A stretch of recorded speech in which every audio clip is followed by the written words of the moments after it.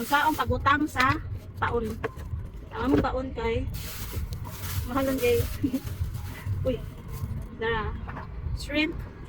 Patay nga shrimp. Uy. Nabay ako.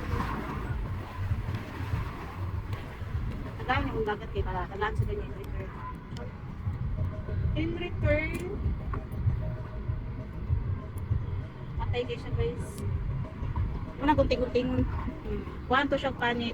Gunting. Kuman. Nagalit ang kalikas. I have here. Gani kagamay. Attach na to. Ra. We have our improvised pambato. And hook. Nara ang hook. Attach ako.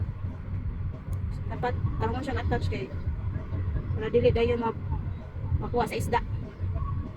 Ha? Yan. Buha ni siya ka-hook. Kasi ma-double dako.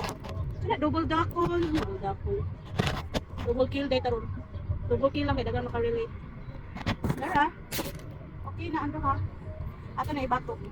Nagdagrak ko. Kung saan pagbato? I-open ang reel. Then on that, make sure may taos rio. Bye-bye.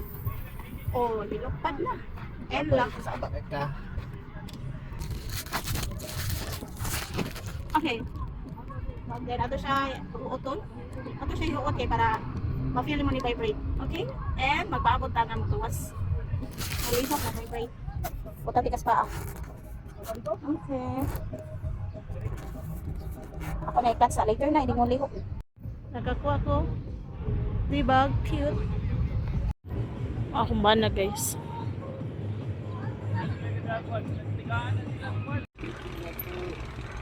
Asa ka na jigging?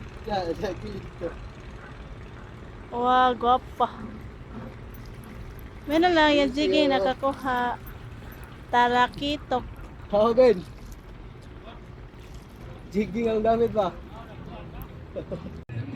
Sa mga tanang, ano mamasol man ko. Maisra mo daw ko. Hindi pwede mamasol ang maisra. Actually, stress reliever ni na mo. Dili may maka-feel og kalipay, calmness, relaxation ang pagpamasol. Once you tried it, balik-balik yun ka. Labi na feeling ang kakuha ka sa isda, mo vibrate ang rod, na mo vibrate na diha o. Nindot kayo sa feeling guys. I hope makasway sa mga pwede kong maignorante. Haha, bye.